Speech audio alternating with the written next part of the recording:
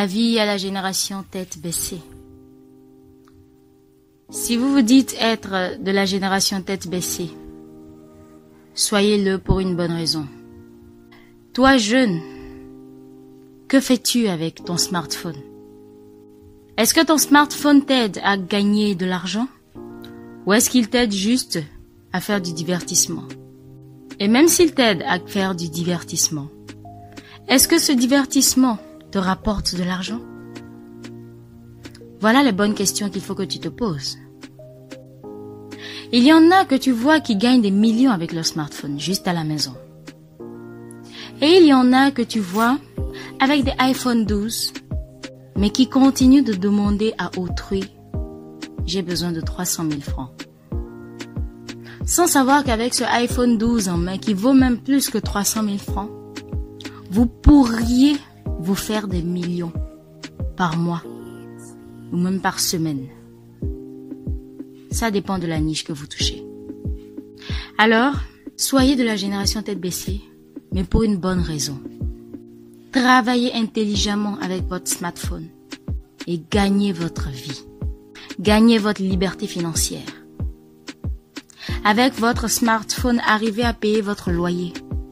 Avec votre smartphone, arrivez à vous offrir par moment, ou même de temps en temps, ou même très fréquemment, une bonne place dans un resto chic de la place, dans un resto 5 étoiles de la place, sans vous soucier de combien fera la facture. Arrivez à payer vos brésiliennes, vos péruviennes, avec vos propres sous, gagnés à travers votre smartphone. C'était mon message de ce soir. Bien le bonsoir, chers amis et fans de Libé Empire. Moi, c'est Sachaka. Comment allez-vous? Moi, je vais super, méga, hyper, giga bien. Allez, on va pas tarder. Passons à la rubrique Feuilleton.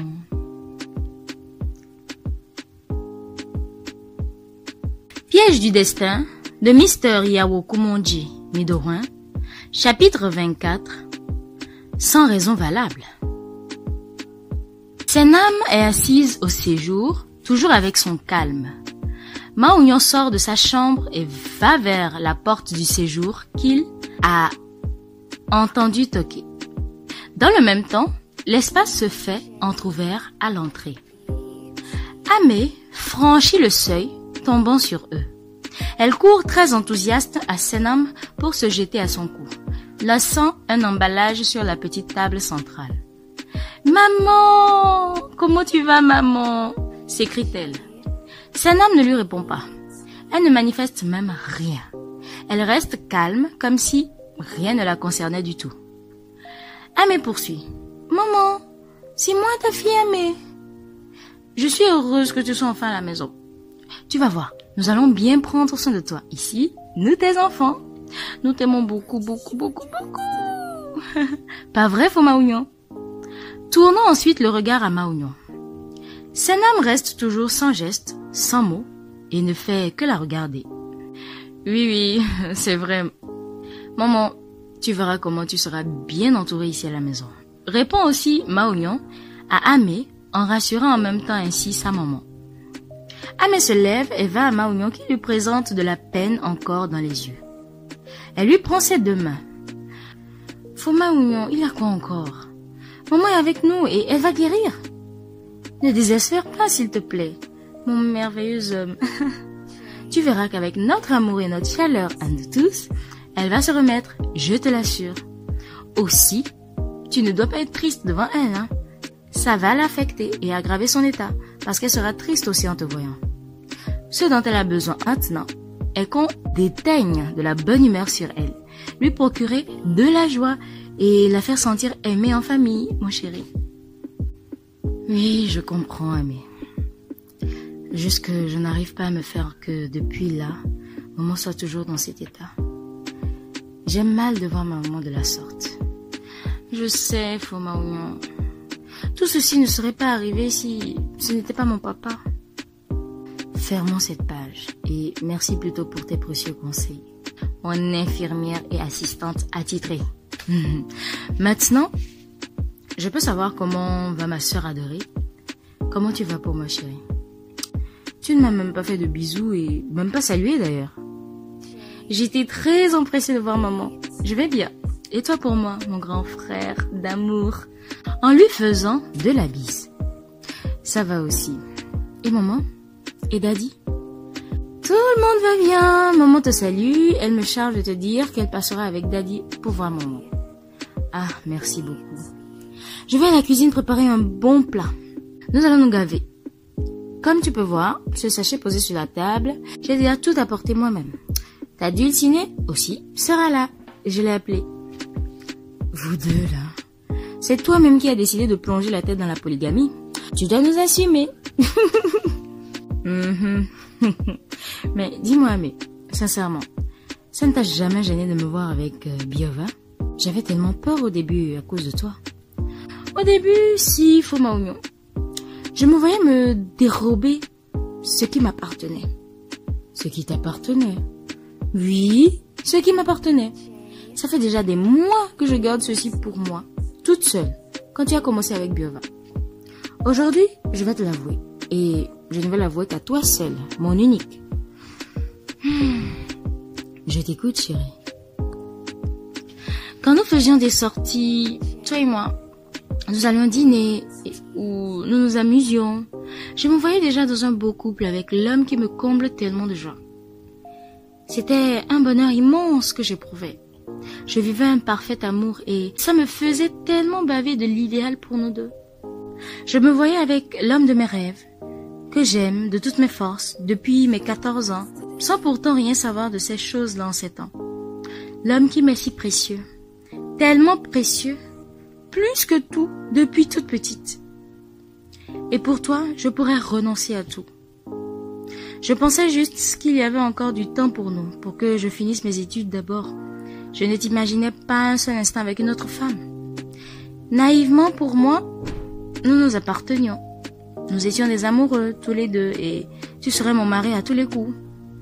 Je ne savais pas à quel moment mon amour à un frère, pour toi, s'est transformé en un amour pour un homme. Je savais juste que j'étais déjà très habituée à toi, que toi seul me procurais satisfaction. À tes côtés, je me sentais si protégée, si en sécurité. Ai-je grandi avec cette promesse que tu m'as faite dans l'innocence de ne jamais m'abandonner, de ne jamais t'éloigner de moi? Et je nous croyais ainsi définitivement. Quand subitement Biova a surgi de nulle part pour s'insérer entre nous, pour que tu commençasses à t'intéresser à elle, j'ai vu le ciel s'effondrer sur moi. J'ai pleuré durant plus de 2 semaines sans que personne ne s'en rendît compte. Je me suis enfermée dans ma chambre pour vivre mon calvaire profond. J'en voulais profondément à Biova. Tout mon bonheur a pris un coup. Je maudissais ce jour où elle a croisé nos chemins pour te ravir à moi. Ce jour où je vous ai vu au bord de la voie. Mais j'ai fini par me faire une raison. Qu'il n'y aura rien entre toi et moi, sinon ce serait depuis. Je venais ici, nous nous prenions dans nos bras pour nous amuser, nous jeter des rires aux éclats, comme de grands amoureux qui ne se souciaient plus de rien. Quel beau rêve c'était, tout un bonheur. Je passais des nuits chez toi ici, me baladais presque nue sous tes yeux. Mais rien de cela n'est jamais arrivé. Pas même une petite bise sur les lèvres. Or, maman et daddy aussi pensaient la même chose entre nous, jusqu'à ce que tu ne sois avec Biova à leur grand étonnement. Quoi? Maman et daddy? Ils nous voyaient ensemble ou pensaient une chose pareille entre toi et moi? Bien sûr, chérie. Mes nuits chez toi ici étaient pour eux des nuits de couple et que nous partagions de couches. Ils n'attendaient que quelque chose de ta propre bouche sur nous. Ils attendaient que tu te prononçasses de toi-même seulement, que tu fisses juste le pas vers eux, leur dire ce à quoi ils s'attendent pour une célébration. Sincèrement désolée, Amé. Excuse-moi de t'avoir déçu et chagriné ainsi alors, chérie. Jamais je n'aurais voulu te faire du mal et tu le sais. J'étais toujours prise pour une sœur que j'aurais aimé avoir à tous les coups. Je t'aime ainsi très très fort. Je n'ai jamais pensé une chose pareille entre toi et moi, puisqu'on ne tombe pas amoureux de sa petite sœur. Je ne t'ai jamais vue différente de moi. Maman et Daddy doivent être aussi déçus de moi. Tu peux me pardonner de t'avoir infligé toutes ces souffrances, s'il te plaît? Tu n'as pas à t'excuser, Foma Oignon. Je suis fière pour vous deux. Biova est très noble. Comme je l'ai dit, je lui en voulais. Mais j'ai décidé, après, d'essayer d'être plutôt son amie que de faire d'elle ma rivale, et finir par avoir des problèmes avec toi. Vu que c'est elle tu as choisi, c'est elle ta préférée. Et moi, je ne voulais pas qu'entre toi et moi, il y ait de mésententes, d'éloignement, de bouderie, en devenant hostile avec l'élu de ton cœur. Je ne voulais, pour rien, te perdre sur deux axes. D'abord en amour. Ensuite, toi-même après tout ce temps, pour que ce lien fort entre nous soit rompu. Je ne voulais pas devenir ennemi à la femme que tu as choisie et qui te rend heureux. Par la suite, je suis tombée sous son charme. Elle est très excellente. Je la trouve très bonne pour toi. Je l'adore. Sans y attendre, Senam dit à Amé: je t'adore aussi, ma fille. Ma Oignon et Amé s'étonnent. Amé va l'enlacer. Oh, je t'adore aussi, maman. Je t'aime si fort. C'est pourquoi je vais aller te préparer un fameux mets pour ton retour et signer ton rétablissement définitif pour nous. Tu vas voir, tu vas aimer. À Ma Oignon, Amé redit: je vais à la cuisine, Foma Oignon, en attendant que Biova ne vienne. Ok, je reste avec maman, lui répondit-il avec de la gêne. Il se câline. Amé prend le sachet, puis prend le chemin de la cuisine. Ma Oignon la voit s'en aller. Après quelques pas, il l'appelle. Amé. Amé s'arrête et se retourne. Ma Oignon l'approche à pas lents, avec une certaine culpabilité et de la peine dans les yeux pour elle. Arrivé à son niveau, il lui prend les deux mains et la regarde dans les yeux. Il lui dit d'une voix: désolé, Biova n'est pas ma préférée, Amé. Biova est la femme dont je suis amoureux en tant qu'homme. Néanmoins, ma préférée, c'est toi, ma sœur. Rien ne pourra te remplacer dans ma vie, Amé. Et rien ni personne ne pourra jamais créer de mésentente entre toi et moi jusqu'à ce qu'on dise de notre lien rompu. Chacune de vous a sa place qu'elle mérite dans ma vie. Biova, Akofa, maman et toi. Mais toi, tu mets un autre regard, une autre histoire beaucoup plus différente. Pardonne-moi, s'il te plaît, ma préférée. Pardonne-moi, mon joujouvi, mon bijou précieux. Non, Foma Oignon, ne te culpabilise de rien et n'aie pas de peine pour moi. Nous ne sommes pas appelés à être ensemble, toi et moi, et ce n'est nullement de ta faute. Tu es fait pour Biova. Vous êtes magnifiques tous les deux, et je suis vraiment très heureuse pour toi. Oui, te voir heureux me satisfait aussi, et c'est ce qui compte pour moi. Si un jour Biova devrait te faire souffrir, ce serait à moi de te venger. Méchamment en plus. Je le lui ferai payer cher, crois-moi. Parce que je ne tolérerai pas qu'une femme te fasse souffrir pour moi. Et avec Biova, ça n'arriverait d'ailleurs pas. J'ai pris le temps de l'étudier. C'est une femme qu'il te faut. Une femme qui te mérite aussi, vraiment, et mérite un homme comme toi. Quant à moi, ne te fais pas de soucis. J'ai à peine 21 ans. Mon homme aussi viendra quand mon moment sera venu. Ce moment que j'attendais pour toi et moi, espérant devenir officiellement ta femme. Mais cet homme aussi, quand il sera là, puisqu'il sera là, j'en suis sûre, ne sera pas et ne pourra jamais être mon préféré. Mon préféré, c'est toi, mon chéri de chaque instant, et ce sera ainsi toute ma vie. Ils se prennent dans les seins, et chacun d'eux coule des larmes affectueuses à s'écouter parler, à se rendre compte encore plus de qui ils sont l'un pour l'autre. Cet homme les observe un instant, puis se lève et va s'ajouter à eux en les serrant fort dans ses bras. Et ils se prennent alors tous les trois ensemble. Ma Oignon va faire la connaissance des parents de sa désormais compagne Biova. Sûr de leurs sentiments l'un pour l'autre, il fait le pas digne d'un homme responsable. Il va vers ceux qui se profilent déjà ses beaux-parents pour se montrer à eux, les rassurer du sérieux de la relation de leur fille et le respect qu'il a pour elle. Les parents de celle-ci, mis au courant de cette rencontre déjà, l'attendent sur rendez-vous fixé. Il arrive chez eux avec Biova. « Salut maman, tu es au salon ?» Salue sa maman Biova à leur entrée. « Oui, princesse, soyez les bienvenus les enfants. »« Merci maman » répondent-ils tous les deux en chœur. Maoumen Bio s'adresse à Maounion. « Fofogan, Niawezon. » Pour dire « Soyez le bienvenu grand frère. » Yo maman, akbe. Où est papa maman? Demande Biova. Le grand frère ne va pas s'asseoir d'abord? Oh, excuse mon chéri. Excuse-moi maman.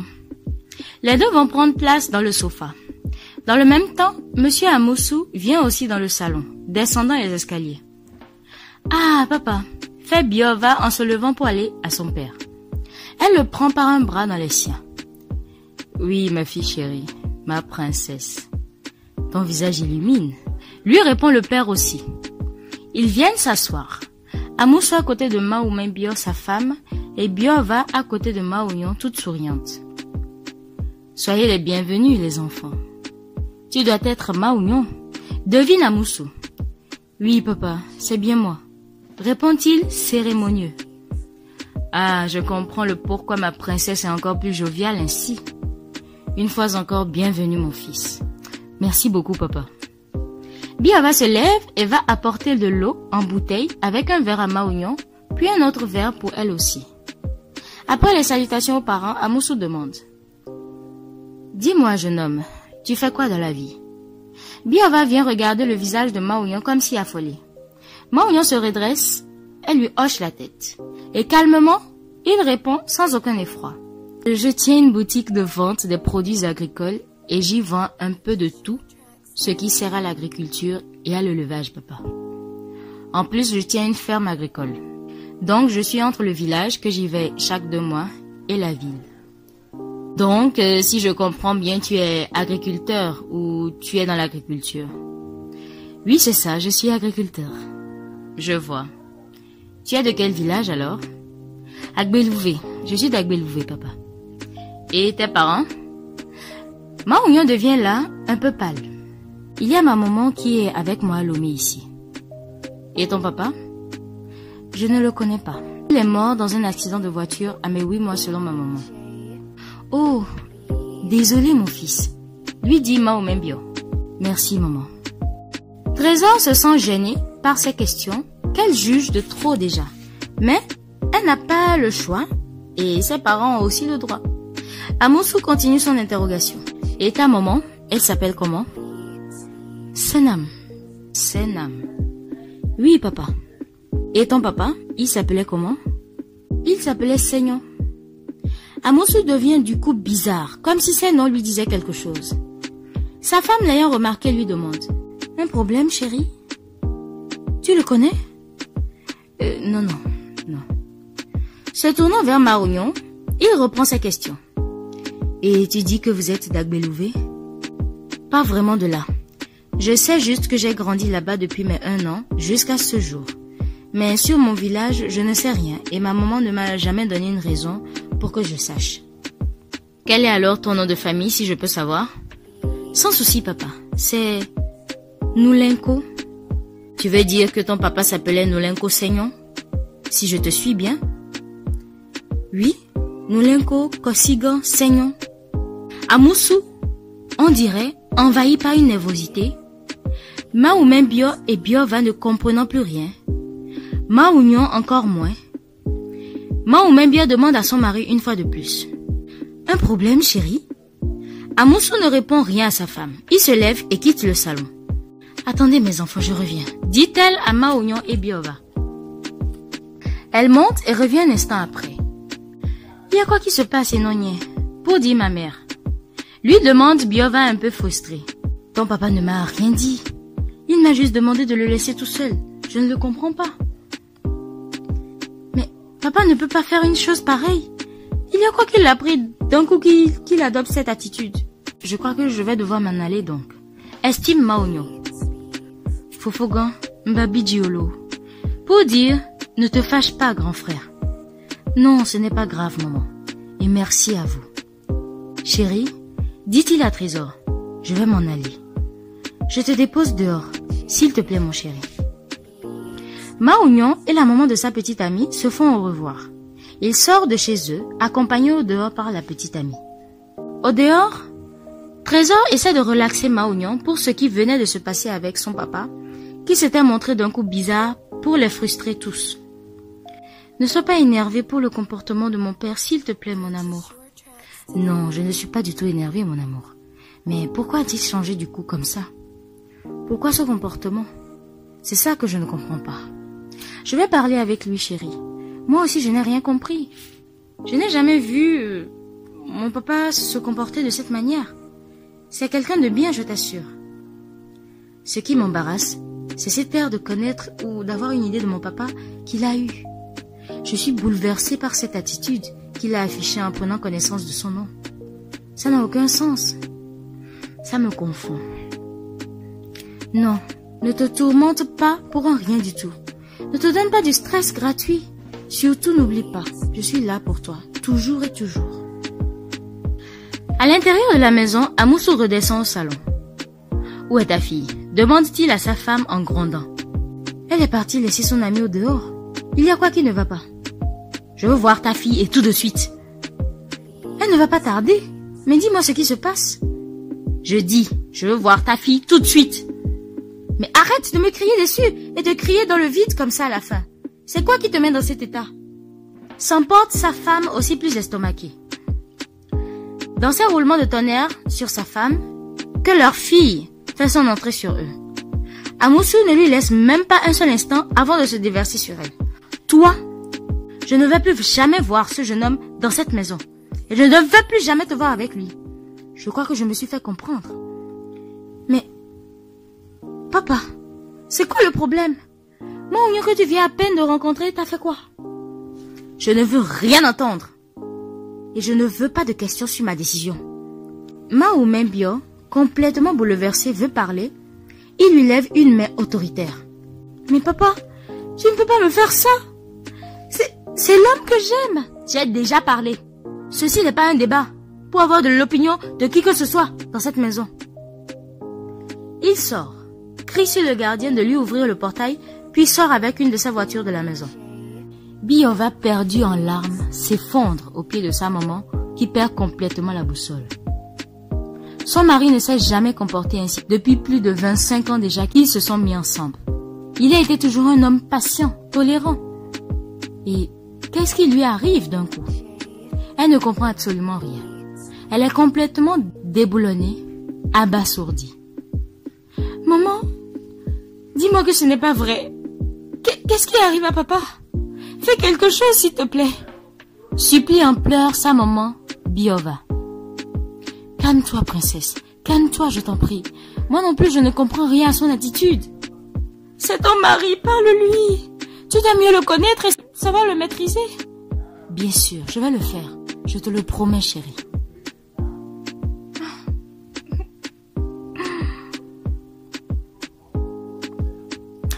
Et voilà, c'est ainsi que finit l'épisode, enfin le chapitre d'aujourd'hui.